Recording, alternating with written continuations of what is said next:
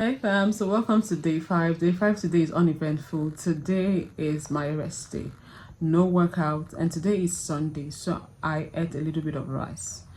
That's all I had today. This morning, the first thing I started out Dr. Mandrell. Was it Mandrell or something? I can't remember his name. I'm gonna put it somewhere here. I saw his fat burner drink. He called it rice Zempic.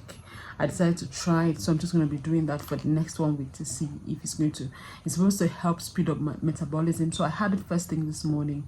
I'm going to have it tomorrow, and definitely tomorrow when I'm having it, I'll record how I made it. Okay, so watch out for the 6th video. So I had that, and when I came back from church, I had rice and local stew. And that was all I had. And what else? That was all really.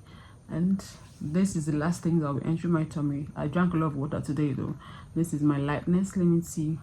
Once I'm done sipping it, I go to bed, and that's it. So from tomorrow, I'm going to be doing that rice and pick first thing in the morning and before lunch.